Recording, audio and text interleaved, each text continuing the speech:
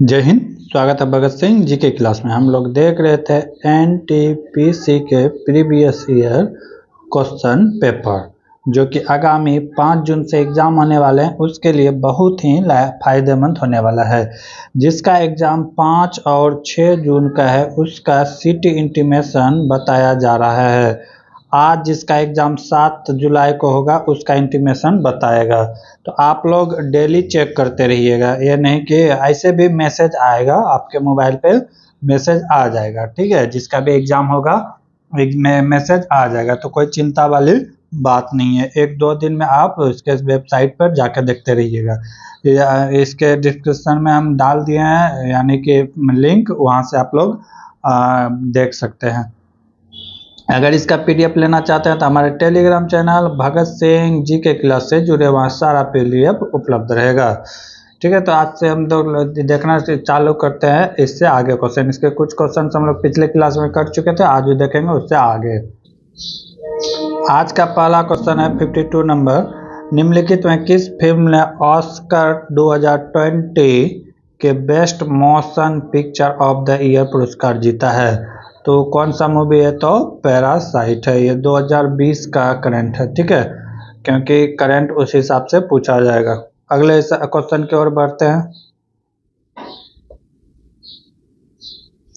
अगला क्वेश्चन है, निम्नलिखित को हल करें। ये सबको हल करना है। तो इसको क्या करना है कि जितना भी डिसिमल है उसको एक जगह करना है। जैसे 1.1 है, उसके बाद है 1.001, उसके बाद है 10, तो 10.01, उसके बाद कितना है, उसके बाद है 11, तो 11.11, बाकी जहाँ कुछ नहीं है 0 दे सकते हैं। ठीक है, 0 दे सकते हैं। अब इसको ऐड कर देंगे, इधर क्या हो जाएगा तो 1 हो जाएगा, यहाँ पे क्या हो जाएगा तो 2 हो जाएगा, और यहाँ पे क्या हो जाएगा तो 1 1 2 हो जाएगा। अब दशमलव है तो दशमलव दे देंगे। 1 2 कितना हो गया 3, और 1 1 2, 23.223, 23.223। डिसिमल जो है, डिसिमल सभी का एक साथ होना चाहिए, एक स्थान, यानी कि देख रहे पोजीशन सबका सेम होना चाहिए। ठीक है, नहीं तो आप गलती कर दोगे। तो राइट आंसर क्या हो जाएगा? Option number A. अगला क्वेश्चन क्या है?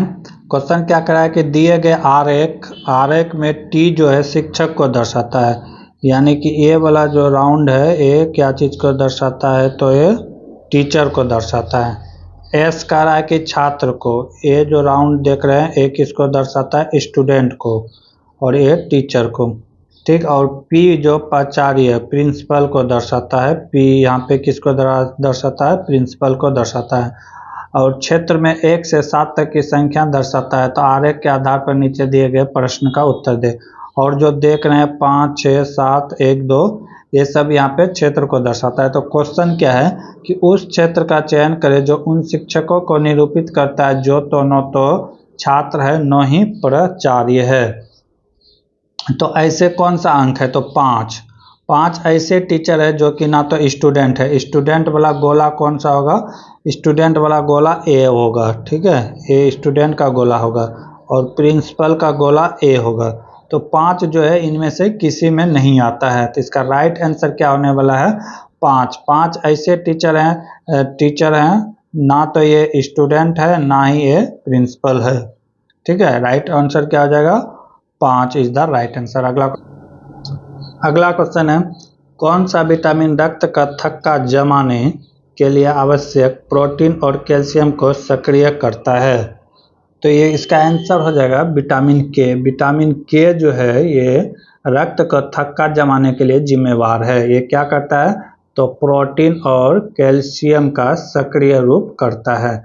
अगर इसका रासायनिक नाम क्या होता है, यानी कि विटामिन के का रासायनिक नाम होता है फाइलोक्लोबिन। क्या होता है?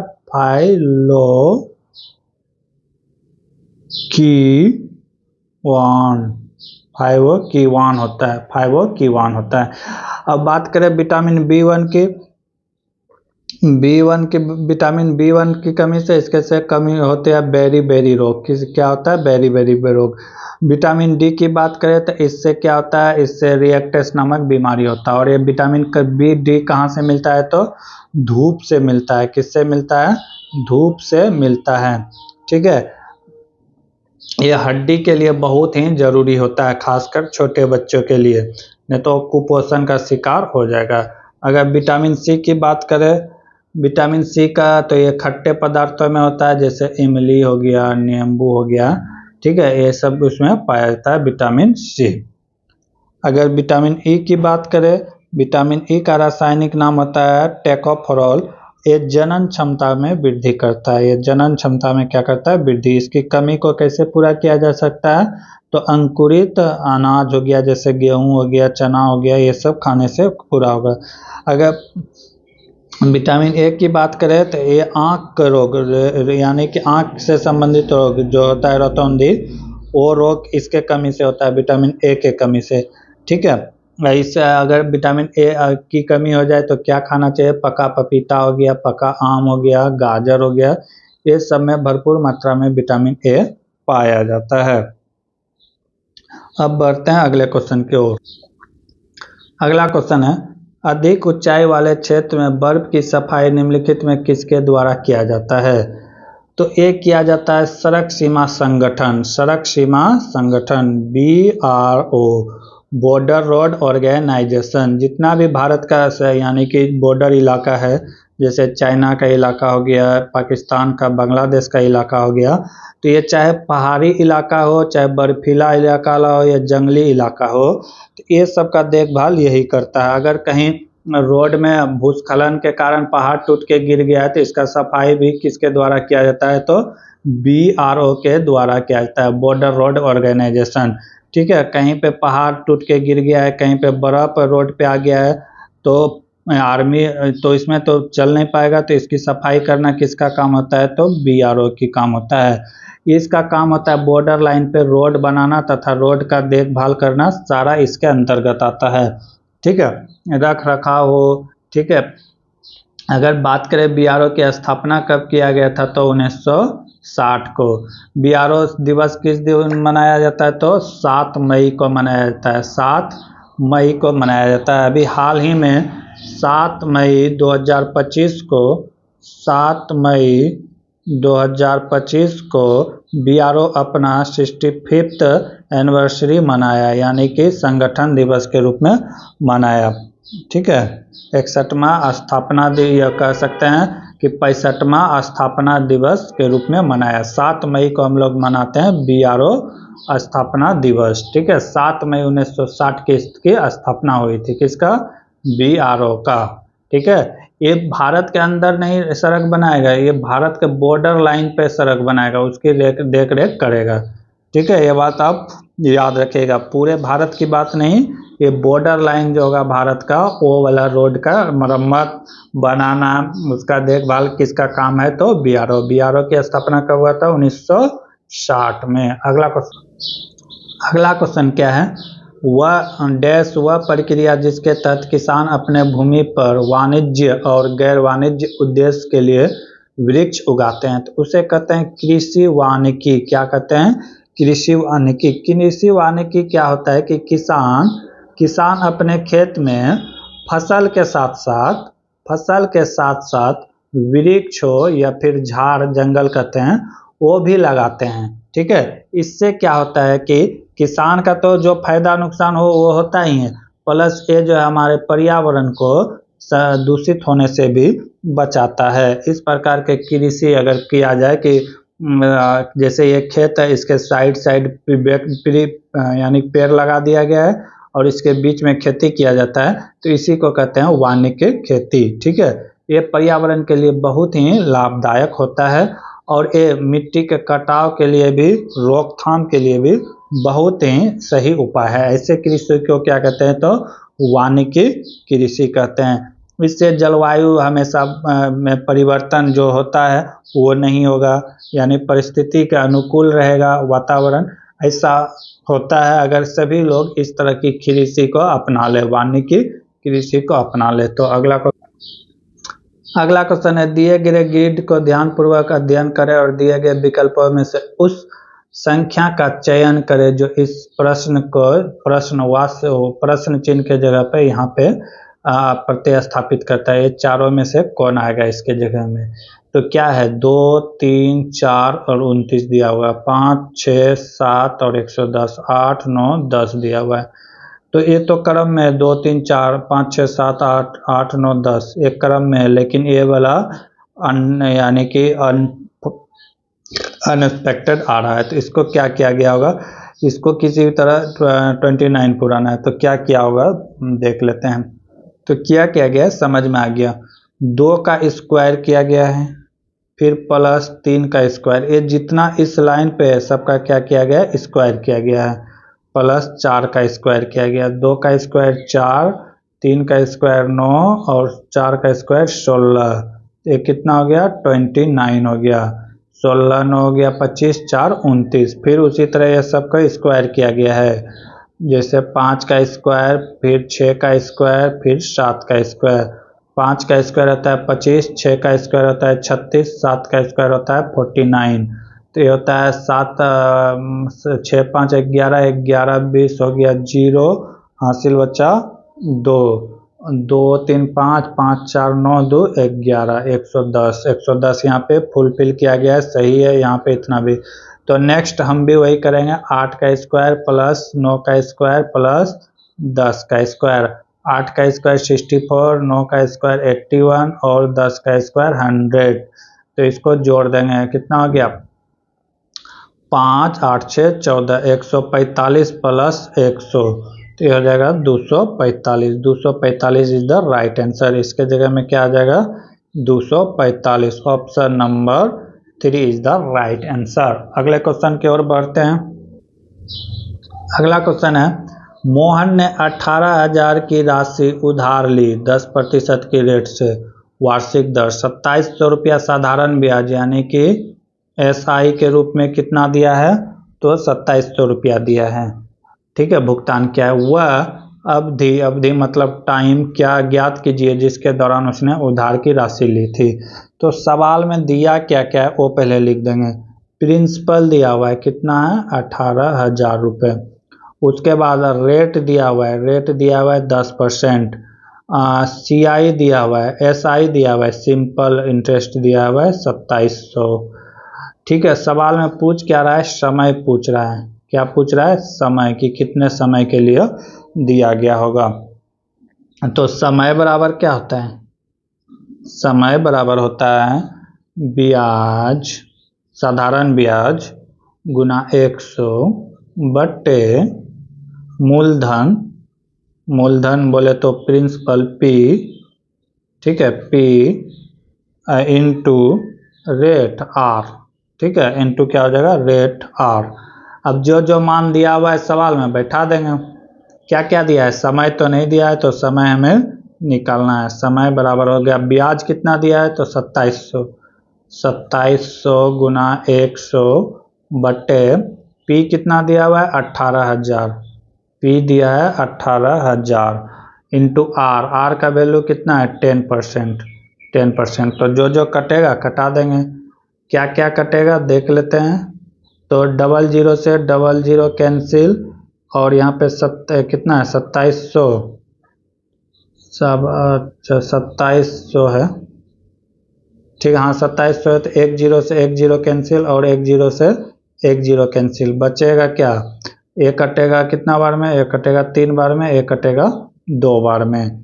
तो राइट आंसर क्या आ गया 3/2 वर्ष। समय निकल के क्या आ गया 3/2 वर्ष। Option number 2 is the right answer. अगर मंथ में कहता तो कितना मंथ होता, तो 18 मंथ होता। अगले सवाल की ओर बढ़ते हैं।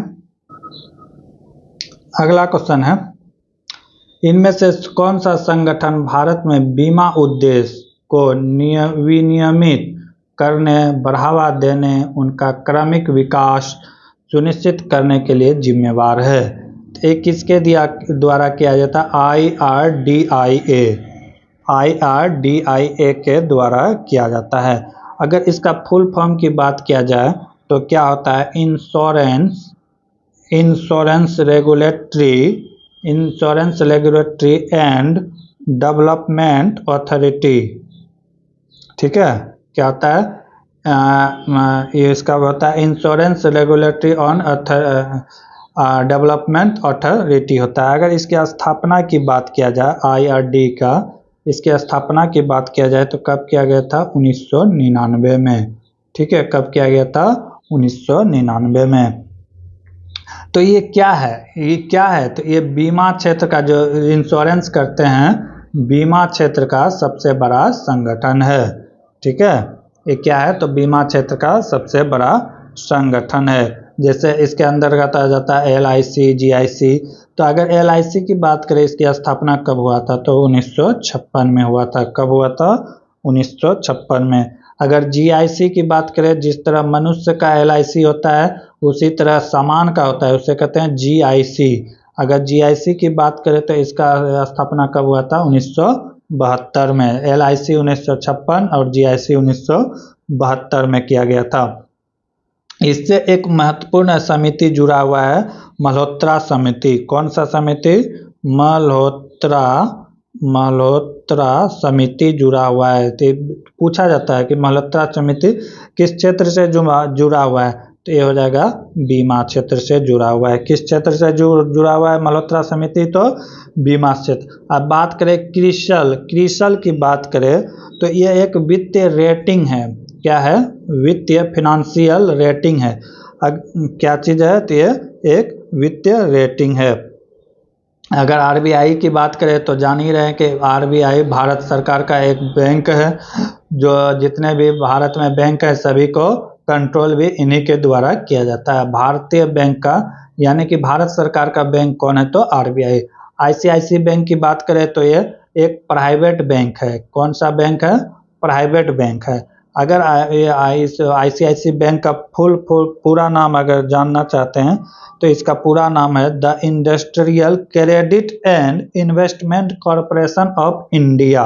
क्या है, द इंडस्ट्रियल क्रेडिट, यानी उद्योग धंधा अगर बैठाते हैं तो उसके लिए इन्वेस्टमेंट कॉरपोरेशन इंडिया बैंक है। इसकी स्थापना की बात करें, ICICI बैंक की स्थापना की बात कब हुआ था, 1994 में। कब किया गया था ICICI बैंक की स्थापना, 1994 में। ICICI बैंक कैसा बैंक है, तो प्राइवेट बैंक है। ठीक है, अब बढ़ते हैं अगले क्वेश्चन की ओर। अगला क्वेश्चन है, यदि किसी कूट भाषा में राहुल को सृष्टि लिखा जाता है तो उसी भाषा में अरुण को क्या लिखेंगे। राहुल, RAHUL, राहुल को क्या लिखा गया है, सृष्टि लिखा गया है। तो क्या क्या हो गया होगा, इसका जितना भी कोडिंग होगा वो लिखा गया होगा। जैसे R के लिए कितना आता है, 18 आता है, A के लिए 1, H के लिए 8, U के लिए 21 और L के लिए 12 आता है। इन सबको क्या करेंगे, जोड़ देंगे। इन सबको क्या करेंगे, जोड़ देंगे। तो कितना हो जाएगा, 18 1 19, 19 8 हो गया, 27 27 21 हो गया 48, और 48 12 हो गया 60। कितना आ गया, 48 से ये कितना हो गया, 60 हो गया। तो उसी तरह अरुण करेंगे, ARUN, अरुण का भी देख लेंगे कोडिंग डिकोडिंग। A का हो गया 1, R का हो गया 18, U का हो गया 21 और N का हो गया 14। ये सभी को क्या करेंगे, आपस में जोड़ देंगे। 19 19 11 कितना हो गया, 40 40 14 कितना हो गया, 54 इज द राइट आंसर हो जाएगा। 54 इज द राइट आंसर। अगले क्वेश्चन की ओर बढ़। अगला क्वेश्चन है, धातु के एक खोखले गोले का आंतरिक व बाह्य व्यास क्रमशः 3 और 5 सेंटीमीटर है। इसे पिघलाया जाता है और 7 सेंटीमीटर वाले एक ठोस बेलन के रूप में पुनः ढाला जाता है। बेलन की ऊंचाई ज्ञात करें। क्या करा है कि एक क्या है, धातु का खोखला गोला है। एक धातु का क्या है, खोखला गोला है, जिसका अंदर और बाहर का व्यास दिया हुआ है। अंदर का व्यास मतलब यहाँ, और बाहरी व्यास मतलब ये बाहर का व्यास। ठीक है, ये दिया हुआ है 5 सेंटीमीटर और अंदर का व्यास दिया हुआ है 3 सेंटीमीटर। व्यास बोल रहा है तो ये पूरा हो जाएगा। ठीक है, त्रिज्या नहीं बोला है यहाँ पे। क्या दिया हुआ है, हाँ त्रिज्या ही दिया हुआ है, त्रिज्या दिया हुआ है तो आधा ही होगा 3। ठीक है, अब कहता है कि इसको पिघला कर तो सवाल क्या कर रहा है कि इसे पिघला कर जो है पिघला कर ठोस बेलन के रूप में बनाया जाता है।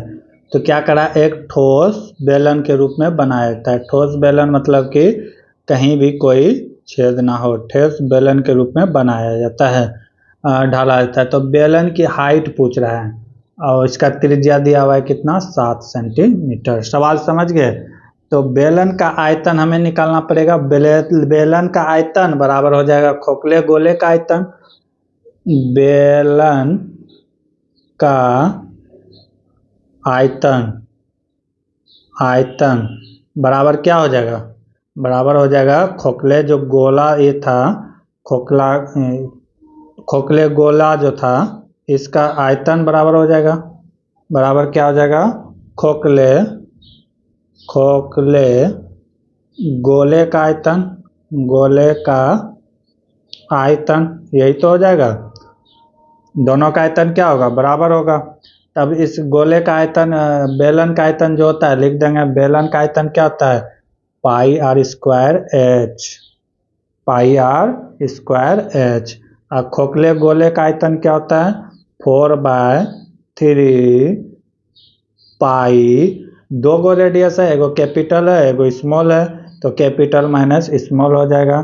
तो capital R cube minus small cube, ठीक है, यही होगा। अब जो जो दोनों में है उसको पहले कैंसिल कर देंगे, जो बचेगा उससे बात बढ़ाएंगे आगे। अब देख रहे हैं कि तो पाई क्या हो गया, कैंसिल हो गया। पाई क्या हो गया, कैंसिल हो गया। ये बेलन का जो आयतन है इसके लिए R का वैल्यू दिया हुआ है कितना, 7 सेंटीमीटर। तो क्या हो जाएगा, 7 का स्क्वायर इंटू एच। इधर बचा क्या है, 4/3। और जब इसको सॉल्व करेंगे तो ये कितना हो जाएगा, ये हो जाएगा 5 का क्यूब माइनस 3 का क्यूब, यही तो हो जाएगा 5 का क्यूब माइनस 3 का क्यूब। अगर इसको यानी कि आएगा कितना, अगर h बराबर हमें चाहिए तो ये क्या हो जाएगा, h बराबर हो जाएगा 4/3। और 49 कहाँ चला जाएगा, नीचे चला जाएगा। 49 कहाँ चला जाएगा, नीचे। ऊपर बचेगा क्या, ऊपर बचेगा 98 हो जाएगा। 5 का क्यूब कितना होता है, 125 और माइनस 27। 125 में 27 जाएगा, कितना हो जाएगा, 98। 49 से 2 बार में कैंसिल हो जाएगा, ठीक है। ऊपर क्या हो गया 8 और नीचे क्या हो गया 3। हाइट हो जाएगा 8/3 सेंटीमीटर, तो सेंटीमीटर हो जाएगा। Option number 2 is the right answer. Option number 2 is the right answer. तो ये मेन था कि फार्मूला आना चाहिए था। अगर फार्मूला आ रहा है तो आप सॉल्व कर सकते हैं। अगला क्वेश्चन की ओर बढ़ते हैं। अगला क्वेश्चन है,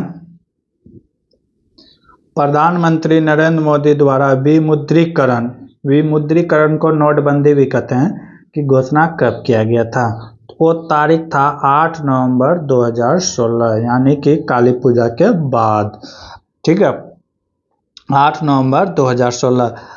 विमुद्रीकरण या नोटबंदी की स्थिति किसी भी देश को कब करना पड़ता है, जब काला धन क्या हो जाता है, ज़्यादा हो जाता है, ठीक है। काला धन जब ज़्यादा हो जाता है तो किसी भी सरकार या देश के द्वारा वहाँ पे नोटबंदी या फिर विमुद्रीकरण अपनाया जाता है। इससे क्या होता है कि काला धन अपने आप समाप्त हो जाता है। जैसे मान लेते हैं कोई व्यक्ति अपने घर में 1000 के नोट का 1 लाख नोट रखा हुआ है। अब मान ले कि नोटबंदी कर दिया कि 1000 का नोट कल से चलन में नहीं आएगा।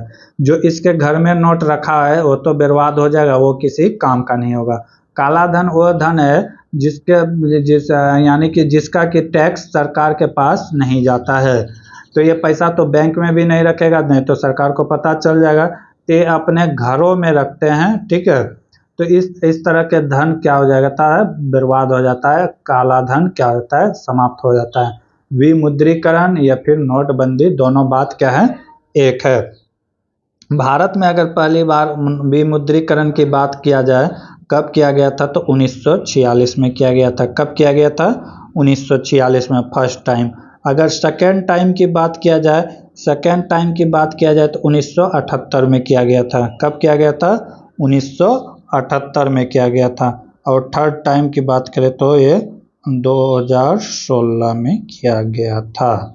2016 में विमुद्रीकरण और प्लस 500 और 1000 के नोट को क्या कर दिया गया था? बंद कर दिया गया था, यानी कि चलन से ये नोट का अस्तित्व खत्म हो चुका था। ठीक है, अगला क्वेश्चन।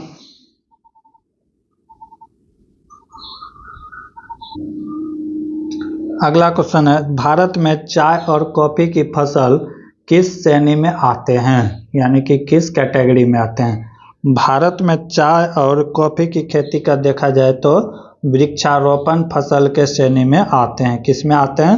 वृक्षारोपण श्रेणी में आता है। इसमें क्या होता है कि किसान को जो है ये व्यवसायिक दृष्टिकोण से करता है वृक्षारोपण, और इसमें जो है ना ज्यादा लाभ होता है। क्या होता है? मोर प्रॉफिट होता है। मोर प्रॉफिट होता है किसमें? वृक्षारोपण या बागवानी खेती में। बागवानी खेती किसको कहते हैं? बागवानी खेती के अंतर्गत क्या आ जाएगा देख लेते हैं। जैसे आम का बगीचा आ जाएगा, आम आ जाएगा, केला आ जाएगा, लीची आ जाएगा। ठीक है, लीची आ जाएगा, अभी लीची का सीजन है। अंगूर आ जाएगा, इलायची आ जाएगा, अदरक आ जाएगा। ये सब जितना है, हल्दी, ये सब चीज जो आ जाता है बागवानी में आ जाता है। किस में आ जाता है? बागवानी में। और नकदी फसल की बात करें तो नकदी फसल में आ जाएगा जैसे जूट हो गया। ठीक है, जूट हो गया, और कॉफी हो गया, गन्ना हो गया। ठीक है, जैसे गन्ना को हम स्टॉक करके नहीं रख सकते हैं, तो ये सब नकदी फसल का आ गया। ठीक है, गन्ना आ गया, केला, कपास, ये सब नकदी फसल में आता है। केला को हम स्टॉक करके नहीं रख सकते हैं, केला खराब हो जाएगा। कपास, ये सब किस में आता है? नकदी फसल में आता है, जिसको बेचने के तुरंत बाद, जैसे गेहूं चावल हम अपने घर में स्टॉक करके रख सकते हैं, लेकिन केला को तो स्टॉक करके नहीं रख सकते हैं, ये क्या हो जाएगा? खराब हो जाएगा। तो इस तरह को क्या कहते हैं? नकदी। तंबाकू हो गया, ये सब किस में आता है? तो नकदी फसल में आता है। ठीक है, खाद्य फसल जो खाने योग्य, जैसे दाल हो गया, चावल हो गया, चावल नहीं कह सकते, धान कह सकते हैं, धान, गेहूं, ये सब खाद्य फसलों में आते हैं। अगला क्वेश्चन। अगला क्वेश्चन है, किसी निश्चित कोड भाषा में LEGL लीगल को 37 के रूप में लिखा जाता है, उसी भाषा में इसको कैसे लिखा जाए? LEGAL लीगल को क्या लिखा गया है? 37 लिखा गया है। तो क्या किया गया होगा? इसका सबका फेस वैल्यू लिखेंगे। क्या करेंगे? जब समझ में नहीं आया क्या किया गया है तो सबका फेस वैल्यू। L का होता है 12, E का होता है 5, G का होता है 7, A का होता है 1 और L का होता है 12। अब क्या किया गया होगा? देखने से लग रहा है कि सबका जोड़ है। कैसे लगा कि सबका जोड़ है? तो देखते हैं, बताते हैं आपको कैसे लगा।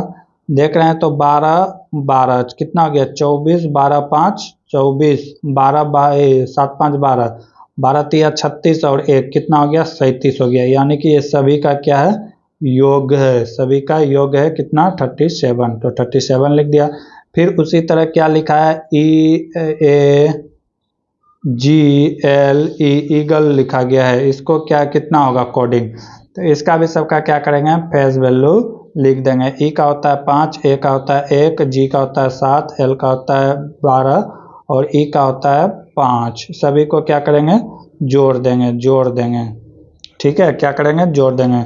5 1 6, 6 7 13, 13 हो गया 25, 25 5 30। तो कितना हो जाएगा? 30। तो इलीगल का कितना हो जाएगा? 30। Option number 3 is the right answer. अगला क्वेश्चन है, 4 जानवर दिए गए जिनमें से 3 किसी प्रकार से एक समान है और एक असंगत है, असंगत का चयन करें। बकरी है, कुत्ता है, भेड़ है, गाय है।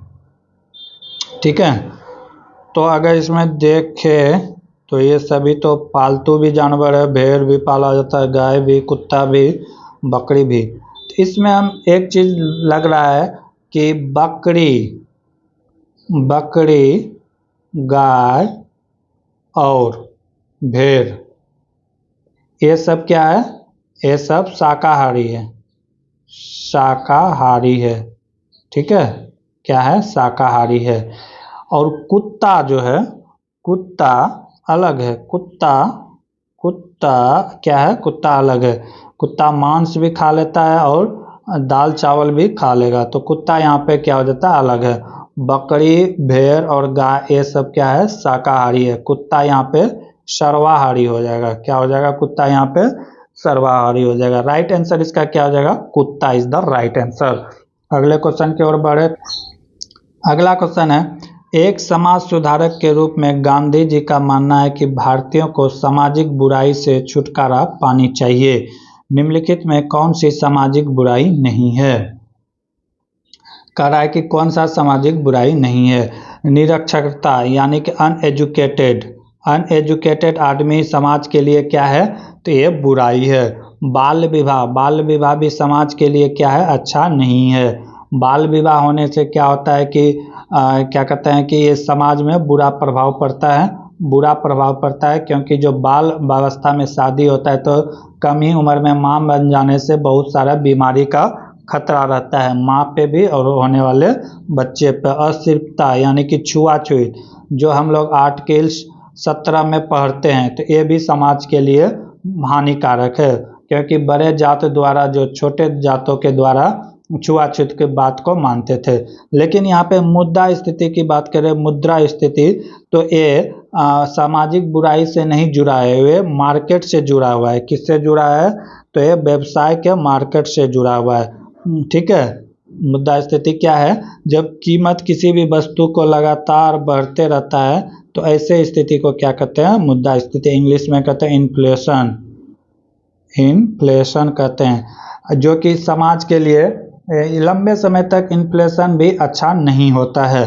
थोड़ा अगर देखा जाए तो 4% से +2% तक इन्फ्लेशन अच्छा है। अगर इससे ज़्यादा अगर इन्फ्लेशन हो जाता है तो यानी कि किसी भी देश के लिए अच्छा स्थिति नहीं होता है। मार्केट में होना अच्छी बात है, लेकिन इसका जो लिमिट है वो होना चाहिए +4% से ±2% तक। ये नहीं कि अब नीचे हमेशा गिरता रहे। इस सब को कैसे कंट्रोल किया जाता है ये इकोनॉमिक्स में आप पढ़े होंगे या पढ़ लीजिएगा। इसे RBI कंट्रोल कर सकता है और वित्तीय मंत्री द्वारा कंट्रोल किया जा सकता है। ठीक है, तो इसका राइट आंसर क्या हो जाएगा? इसका राइट आंसर हो जाएगा मुद्रास्फीति। Inflation is the right answer होगा। ठीक है। अगला क्वेश्चन है, निम्नलिखित में कौन सा शहर मध्य प्रदेश में नहीं है? मध्य प्रदेश में भोपाल मध्य प्रदेश की राजधानी है, जबलपुर मध्य प्रदेश में, ग्वालियर मध्य प्रदेश में। रायपुर की बात करें तो रायपुर अब मध्य प्रदेश में नहीं है।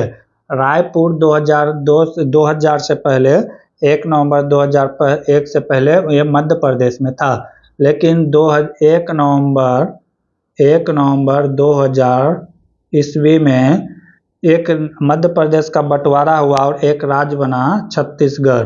कौन सा राज्य बना? छत्तीसगढ़। ठीक है। छत्तीसगढ़ किससे अलग हुआ है? तो MP से ही अलग हुआ है। MP से ही अलग हुआ है। कब? 1 नवंबर 2000। और रायपुर जो है इसी की राजधानी है, छत्तीसगढ़ की राजधानी है। क्या है? छत्तीसगढ़ की राजधानी है। क्या है? राजधानी है। छत्तीसगढ़ की राजधानी कहाँ है? रायपुर। छत्तीसगढ़ किससे अलग हुआ है? तो MP से अलग हुआ है। ठीक है। बाकी ये सब जो है वह छत्तीसगढ़ को और एक बात कहा जाता है, क्या? धान का कटोरा। धान का कटोरा कहा जाता है छत्तीसगढ़ को। ठीक है। छत्तीसगढ़ नक्सली इलाका के रूप में माना जाता है, अभी भी आए दिन यहाँ पे हमला होते रहता है, तो ये बात है। अगला क्वेश्चन है, निम्नलिखित को हल करें।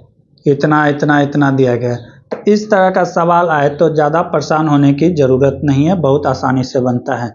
तो जैसे इसको सॉल्व करेंगे, 1 - 1/2, तो क्या हो जाएगा? इसको जब सॉल्व करेंगे तो 2 - 1/2 हो जाएगा, यानी कि 1/2 हो जाएगा। इसका वैल्यू कितना हो गया? 1/2। फिर इसको सॉल्व करेंगे तो ये कितना हो जाएगा? 1 - 1/3, तो ये हो जाएगा 3 - 1/3। जब इसको सॉल्व करेंगे तो ये कितना हो जाएगा? 2/3 आ जाएगा। समझ में आ रहा है? तो इसी तरह सबको करेंगे। ठीक है, सबको करने की ज़रूरत नहीं है क्योंकि सब सीक्वेंस में है, 2 3 4 5 9 10 इस तरह है, तो सबको करने की ज़रूरत नहीं है। तो क्या करेंगे, जैसे इसको सॉल्व करेंगे तो ये आएगा, जैसे इसको सॉल्व करेंगे देख लेते हैं यहाँ पे, जैसे इसको सॉल्व करेंगे तो ये आएगा 1/2, और जब इसको सॉल्व करेंगे तो ये आएगा 2/3, और फिर इसी तरह डैश डैश डैश डैश चलते रहेगा। लास्ट में जब सॉल्व करेंगे तो ये कितना आ जाएगा, जैसे इसको सॉल्व करेंगे तो कितना आ जाएगा 1/1 - 9, तो 9 में 1 गया, 8/9 आ जाएगा। कितना आ जाएगा 8/9 आ जाएगा। कितना आ जाएगा 8/9। अब फिर इसको सॉल्व करेंगे तो ये कितना हो जाएगा 9/10 हो जाएगा। ठीक है, 9/10 हो जाएगा। अब जो जो कटेगा, क्या क्या क्या कटेगा देख लेते हैं हम। ठीक है, जो जो कटेगा देख लेंगे। तो यहाँ होगा क्या कि ये 2 इससे कटेगा, ये 3 जो है सामने वाला से कट जाएगा, फिर इसका 4 इससे कट जाएगा, बाकी सब क्या हो जाएगा कट जाएगा, ये 9 इससे कट जाएगा, सब कट जाएगा। बचेगा क्या 1/10। इसका पहला वाला बचेगा क्या, इसका ऊपर वाला और लास्ट का नीचे वाला बचेगा। तो क्या आंसर हो जाएगा 1/10। Option number 2 is the right. ठीक है, सभी इसका 3 ऊपर वाले के 3 से कटेगा। ठीक है, फिर इसका 4 ऊपर वाले के 4 से कटेगा, फिर इसका 5 ऊपर वाले के 5 से कटेगा, बाकी सब कट के बचेगा क्या, ऊपर में 1 और इधर में 10 बचेगा। तो 1/10 इज द राइट आंसर। अगला क्वेश्चन है विटिकल्चर क्या है। तो विटिकल्चर के बारे में सब जानते हैं कि विटिकल्चर क्या है। अंगूर की खेती का रसायन, जो अंगूर की खेती किया जाता है तो उसे क्या कहते हैं विटिकल्चर। अगर सब्जियों की खेती को क्या कहते हैं तो इसको कहते हैं ओरोलीकल्चर। क्या कहते हैं इसको, क्या कहते हैं ओरेलीकल्चर कहते हैं इसको। क्या कहते हैं ओरोलीकल्चर कहते हैं। आम की खेती को क्या कहेंगे, आम की खेती को क्या कहेंगे, ये तो फल में ही आ जाता है तो इसको कहेंगे पोमोलॉजी। क्या कहेंगे पोमोलॉजी कहेंगे, पोमोलॉजी कहेंगे। ठीक है, अब फलों के अध्ययन को पोमोलॉजी कहेंगे, आम की खेती को पोमोलॉजी कहेंगे। अगले क्वेश्चन की ओर बढ़ते हैं। अगला क्वेश्चन है निम्नलिखित को हल करें। इस तरह का रूट रहे कि 1 के अंदर रूट 1, 1 के अंदर रूट 1 प्लस प्लस, इस तरह की अगर रहे तो सबसे पहले सबसे नीचे वाले रूट का काम करेंगे। सबसे पहले किसका काम करेंगे तो नीचे वाले रूट का काम करेंगे। तो सबसे पहले किसका काम होगा 3 का काम होगा। रूट 9 का क्या हो जाएगा 3 प्लस अंदर रूट क्या हो जाएगा 16। ठीक है, अंदर रूट क्या हो जाएगा 16। तो ये भी तो आ जाएगा। यहाँ से यहाँ तक का काम पहले हम लोग करेंगे।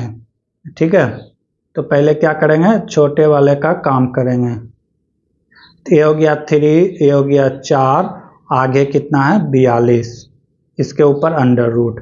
जब इस सब को जोड़ेंगे तो इसके कितना हो जाएगा 42 4 46 49, ये कितना हो जाएगा 49। ठीक है, 49 हो गया।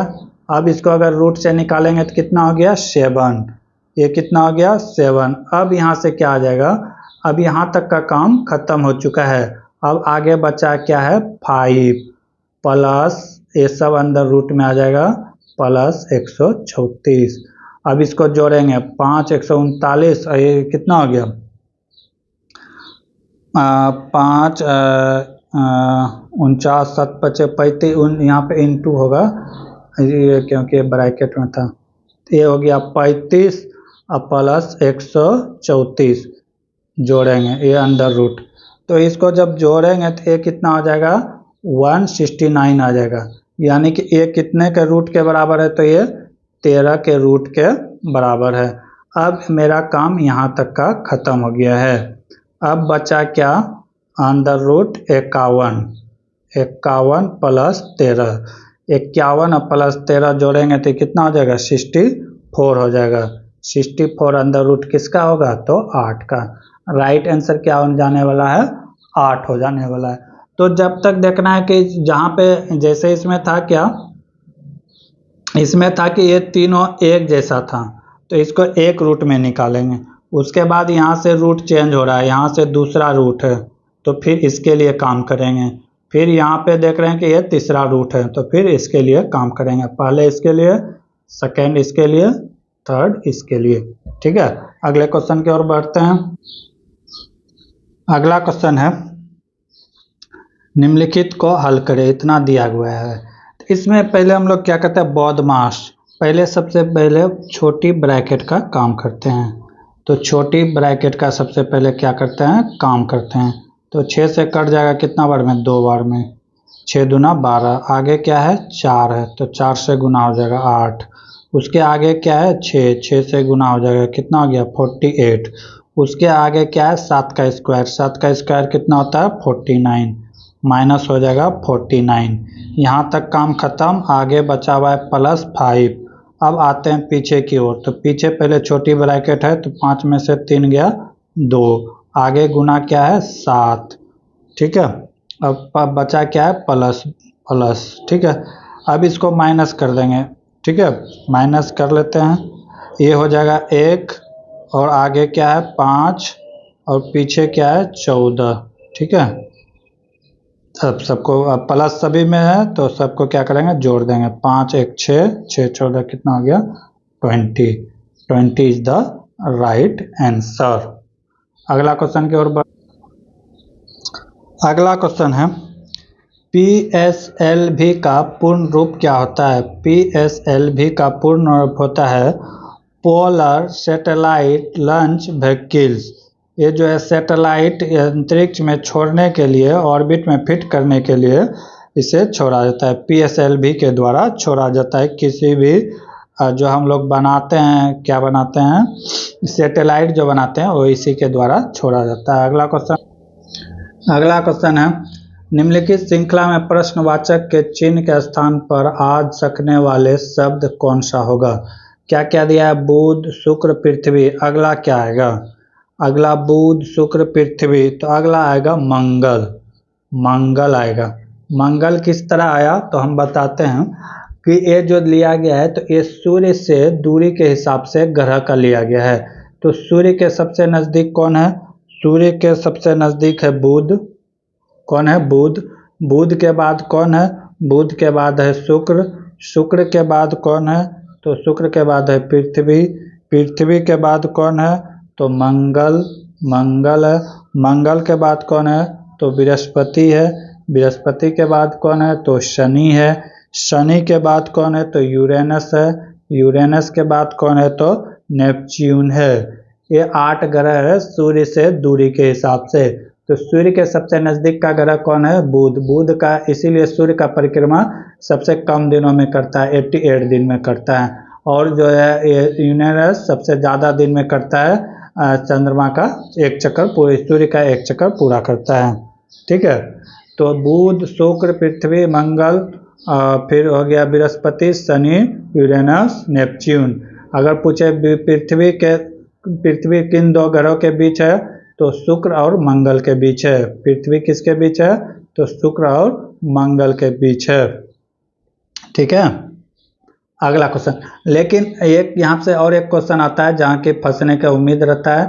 तो सूर्य के सबसे नजदीक बुध ग्रह है, तो सबसे बुध गर्म ग्रह बुध होना चाहिए, लेकिन ऐसा नहीं है, क्योंकि बुध में कोई भी वायुमंडल नहीं है, जिसके कारण यह गर्म नहीं होता है।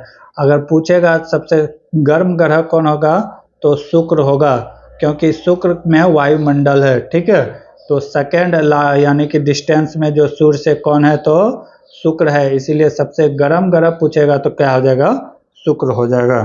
ठीक है, अगले क्वेश्चन की ओर हम लोग बढ़ते हैं। अगला क्वेश्चन है दिए गए विकल्पों में से उसका चयन करें जो निम्नलिखित प्रश्न चिन्ह के स्थान पर स्थापित करता है। 1 8 27 64। तो देखने से ही लग रहा है कि 1 का क्यूब है, 2 का क्यूब है, 3 का क्यूब है, 4 का क्यूब है, 5 का क्यूब है।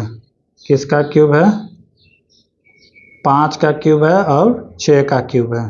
तो अगला 6 का क्यूब कितना हो जाएगा, 216 is the right answer, 216 is the right answer हो जाएगा। अगले क्वेश्चन की ओर बढ़ते हैं। अगला क्वेश्चन है यदि बहुपद x² + 9x + 3 के शून्यक का वर्गों का योग 21 है, तो k का मान क्या होगा। ठीक है, बहुपद दिया हुआ है, बहुपद पद दिया हुआ है, क्या क्या दिया है, बहुपद दिया हुआ है x² plus 9x plus 3k।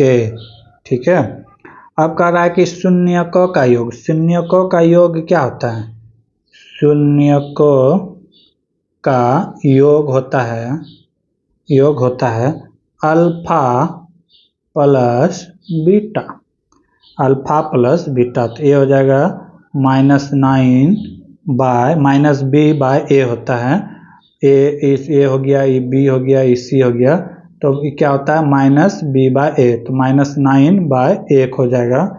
ठीक है, तो ये फाइनल क्या आ जाएगा -9 आ जाएगा।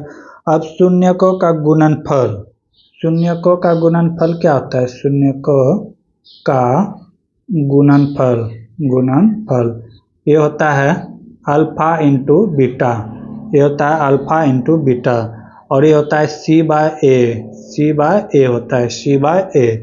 तो c का वैल्यू कितना है 3k और a का वैल्यू है 1, तो ये क्या हो गया 3k। ठीक है, अब शून्यकों के वर्गों का योग, सवाल में क्या कहता है, शून्यकों के वर्गों का योग। ठीक है, तो शून्यकों के वर्गों का योग क्या हो जाएगा, वर्गों का योग हो जाएगा अल्फा का स्क्वायर प्लस बीटा का स्क्वायर। तो शून्यकों का वर्गों का मान कितना दिया हुआ है, 21 दिया हुआ है, 21 इक्वल टू हो जाएगा, इसको लिख सकते हैं एक बार, अल्फा प्लस बीटा का स्क्वायर, अल्फा प्लस बीटा का स्क्वायर, और इसको -2a अल्फा ए बी इस तरह लिख सकते हैं, a प्लस बी का whole square -2ab 2 alpha beta, इस तरह लिख सकते हैं। अब ये कितना हो गया 21 है, अल्फा -a -b का मान कितना आया है, तो -9 आया है, कितना आया है -9, तो -9 का स्क्वायर और -2 अल्फा बीटा का मान क्या है 3k, कितना है 3k। अब कितना हो गया 21 -80 माइनस तो खत्म हो जाएगा, बराबर 81 माइनस हो जाएगा 6k, कितना k हो जाएगा 6k हो जाएगा 6k।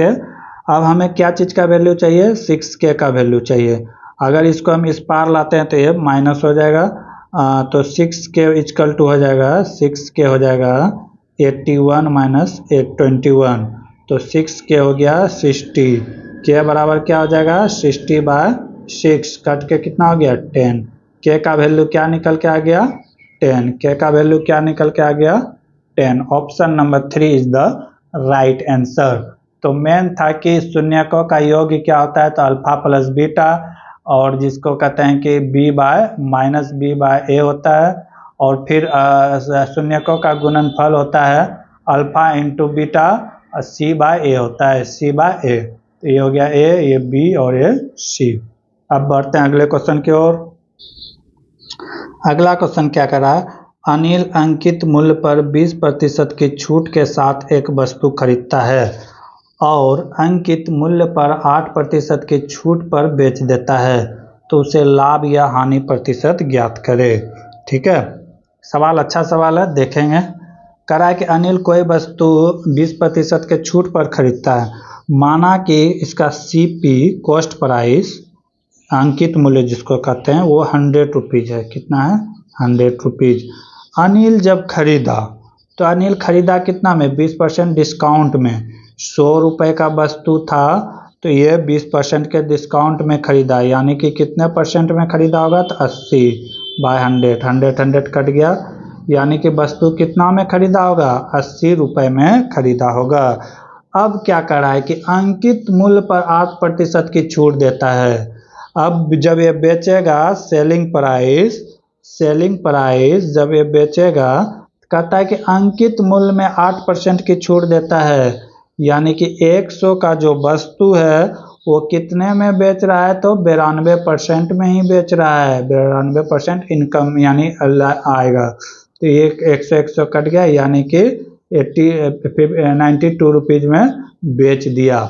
ठीक है, 80 रुपया में खरीदा था, ठीक, डिस्काउंट के साथ, लेकिन डिस्काउंट देने के बाद भी 92 रुपये में बेच रहा है। ठीक है, तो यहाँ पे तो उसको लाभ हुआ, तो तो लाभ प्रतिशत बराबर क्या हो जाएगा, लाभ बराबर हो जाएगा SP minus CP, SP minus CP, selling price minus cost price.